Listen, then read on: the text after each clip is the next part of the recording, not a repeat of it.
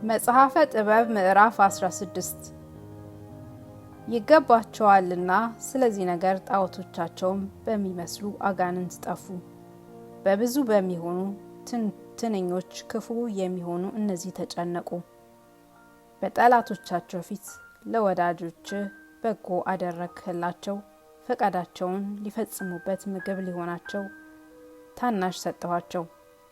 ጣዕሙ ልዩ የሆነ መናንም ይበሉ ዘንድ ሰጠኋቸው። ስለዚያ ግን መብልን ይበሉ ዘንድ በወደዱ ጊዜ ነገር በእነሳቸው ስለተላከባቸው ከመብላት ወደ አለመብላት ይመለሳሉ። የዘወትር ልማድ የሚሆን ምግብን ናቁ። እነሱ ግን ጭንቅ ባገኛቸው ጊዜ ጥቂትም ወራት ባዩ ጊዜ ጣዕሙ ልዩ ለሆነ ምግብ ተዘጋጁ። ቸልተኞች ክፉዎች ስለሆኑ ያለ ርኅራኄ በእነሱ ላይ መቻያ ያደርስባቸው ዘንድ ጠላቶቻቸውን ብቻቸው እንደተጨነቁ እኒህ ያው ዘንድ ሙሴ ጸልዮ አምጥቶባቸዋልና የዘወትር የሚሆን ምግብ ናቁ። ክፉዎች የሚሆኑ የአራዊት ቁጣ ቢመጣባቸው ክፉዎች በሚሆኑ በምድር አውሬዎች አነካከስ ቢያልቁ ጥቂት ወራት ይቀጡ ዘንድ ታወኩ እንጂ ለዘላለሙ የጸናባቸው አይደለም። የሕግህን ሥርዓት ያሳስባቸው ዘንድ ይህም ምልክት ደህንነት ሆናቸው። ከነዚህ ድኖ የተመለሰ ሰው ሁሉን የምታድን ሆይ ባንተ ስለአመነ ዳን እንጂ በማየት ብቻ የዳን አይደለም። በዚህ ፈተንካቸው።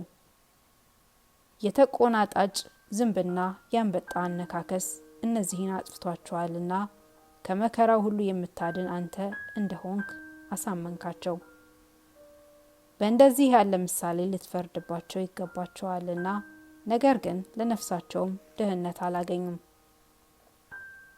በልጆች በእስራኤል ግን መርዝ ያለው የእባቦች ጥርስ በታዘዘ ጊዜ ቸርነትህ መጥቶላቸዋልና አዳናቸው።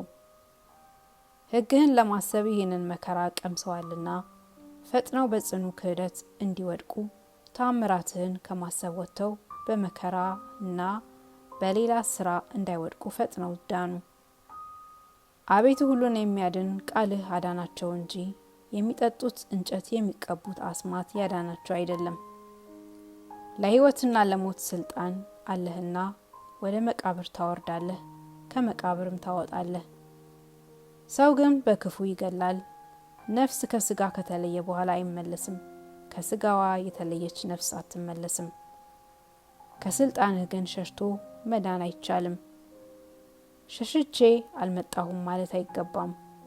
ሕግህን የዘነጉ ሰዎች እንዲከዱህ ባወክ ጊዜ በስልጣንህ ኃይል ተቀጥተው ጠፉ። በበረድና ልዩ በሆነ ዝናብ ያለ መገታትና ያለ ርኅራኄ በወረደ በሰማይ ሻሻቴ ጠፉ፣ በእሳትም ጠፉ። ድንቅስ ሊመረምሩት የማይቻል ስራ ይህ እሳት ለደጋጎች ረዳት ነውና በውሃ የሚጠፉ እሳት ሁሉ በውሃው መካከል ተደረገ፣ ሰለጠነ።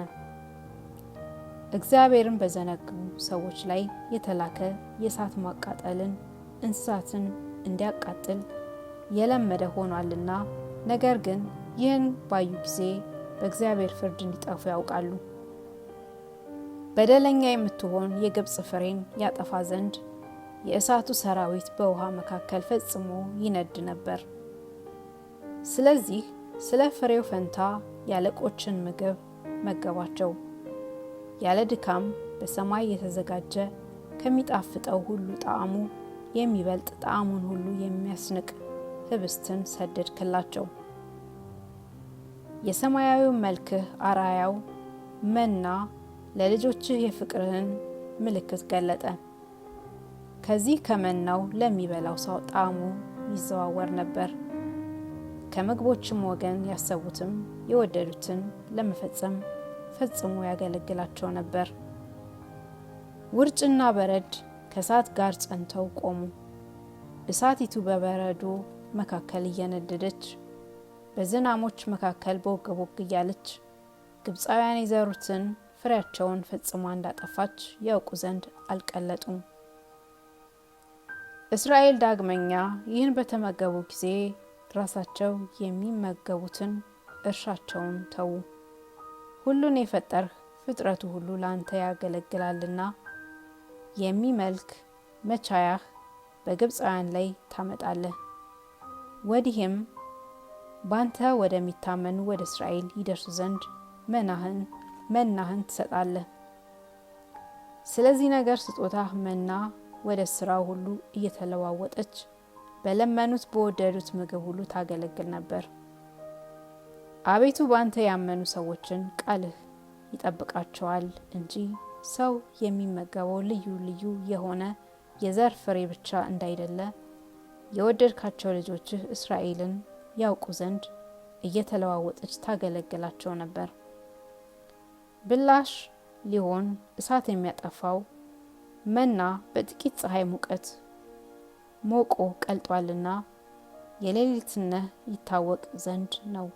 አንተን እናመሰግን ዘንድ ፀሐይ ከወጣ ዘንድ ወደ አንተም እንለምን ዘንድ ፀሐይ ወደኛ ይመጣ ዘንድ ይፈልጋልና አንተን የማያመሰግን አለኝታው እንደ ክረምት ውርጭ የሚቀልጥ እንደማይረባ እንደሚያጸይፍ እንደ እጅ አጣቢ ውሃ የሚፈስ ስለሆነ